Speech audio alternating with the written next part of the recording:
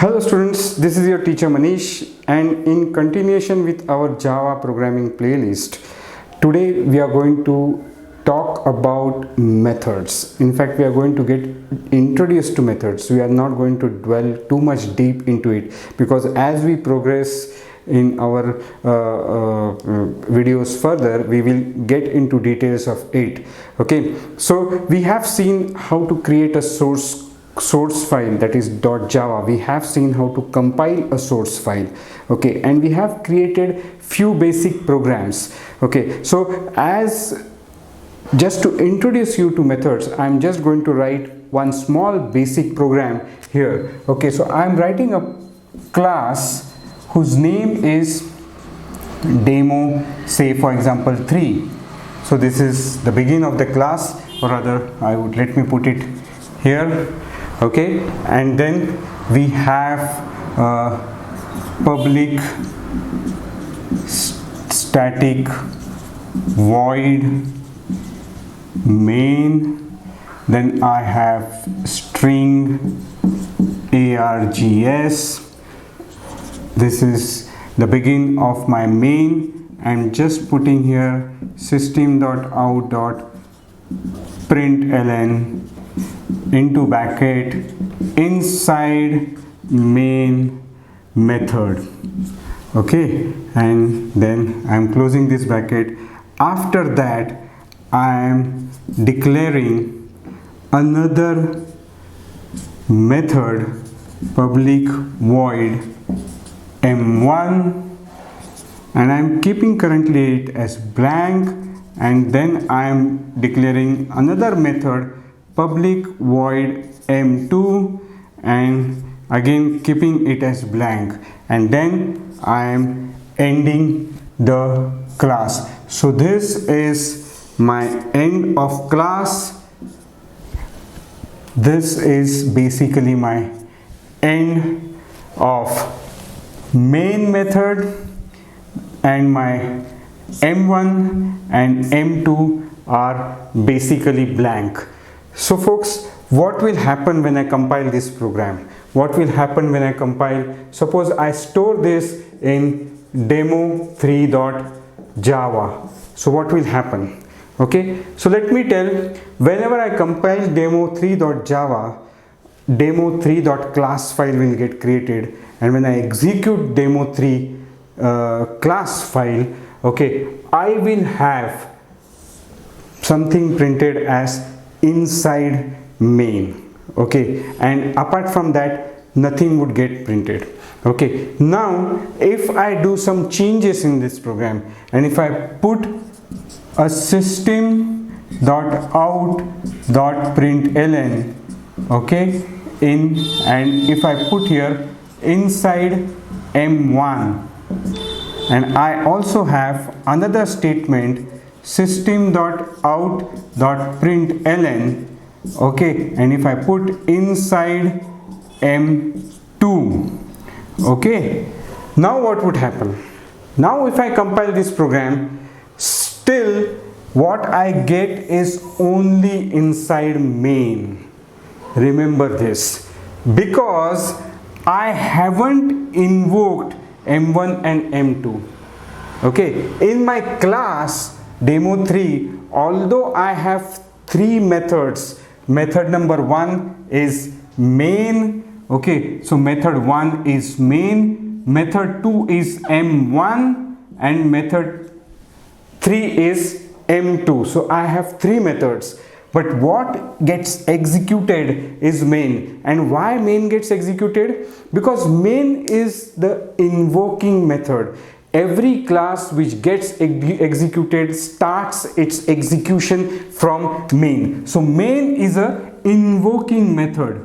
Okay, so m1 and m2 in this class is not yet invoked. So what happens is m1 and m2 doesn't get executed. So if I have to invoke m1 and m2, what I need to do is basically within main I need to actually call m1, and I also need to call m2, and after that I will put the end of main. So what I have done is I have invoked M1 and M2. Okay, and when M1 gets invoked, what happens is this particular method gets executed. At the end of this method, my execution path goes back to my main, and then M2 gets invoked. So this will get executed. Now if I run this,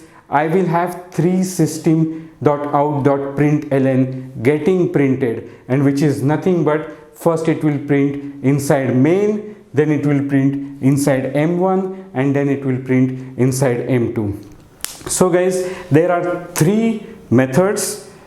One method, which is main, is the calling method, whereas those method which gets invoked by main are called as called methods. Okay, so basically this is the very fundamental of methods. Just keep in mind, main is a special method.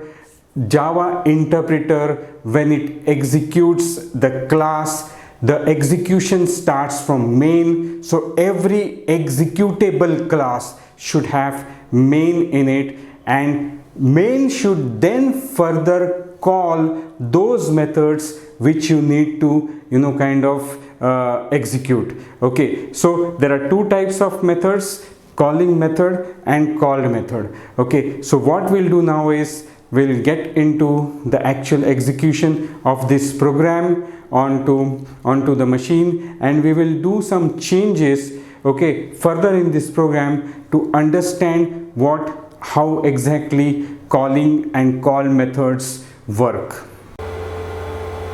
So on the whiteboard we saw one class, okay, and what we are now trying to do is develop the same class in a Notepad++.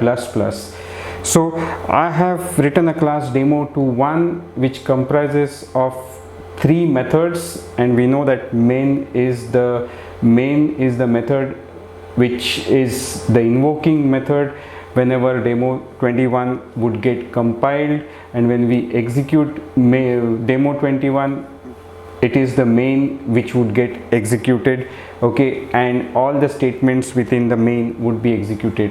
So what we see here is we really see that demo21 is the class with 3 methods, but all 3 methods are in fact empty methods. They are not doing anything.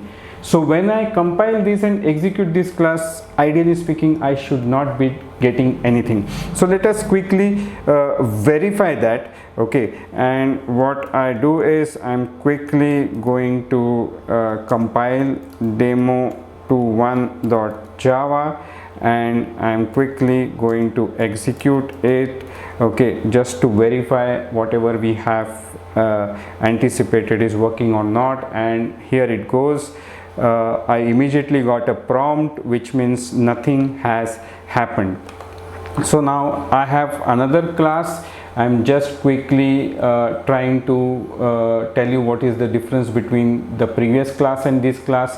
What I have really done is I have just added 3 system.out.println within this class, nothing else. Okay, so now if you see, my main method has got system.out.println, and inside this brackets what I have put is within quote unquote inside main method is what I have done. Now let me quickly compile this particular class and see what happens. So I am compiling demo22.java, okay, and let's see what happens. I am executing demo22, okay, and no surprise, what really happened was something which was there in main got executed. So only system.out.println within main got executed, whereas system.out.println within method M1 and system.out.println within method M2 has not got executed. And one of the key reasons, folks, is if you really see, within main we have not really invoked m1 and m2. So let us now try and execute a class in which we are invoking m1 and m2, and I have made certain changes in the previous class. So what basically I have done is I have invoked m2 and m1 within main, okay, and I have added extra system.out.println. so there are now two system.out.println within main, 2 within m1 and 2 within m2.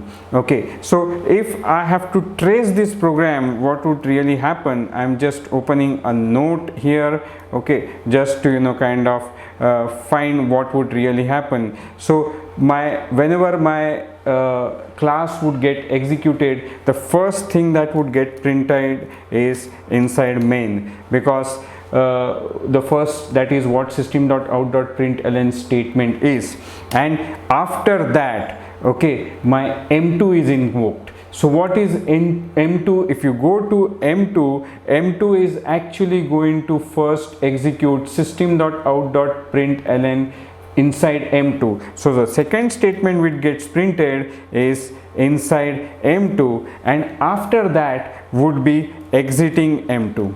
okay, and then my execution path goes back to the main, and after m2 invocation, m1 is invoked. So what happens is, when m1 is invoked, okay, my execution goes into m1, and the first system.out.println is printed, and the thing will happen is it will go and print inside m1, and after that it will print the second system.out.println, and which will be exiting m1, and then it's the end of m1, and my cursor goes back, my execution goes back to the statement after m1 invocation, which is nothing but system.out.println exiting, okay, exiting main. So this is what would get printed. This will be the output of this particular class. So let us quickly verify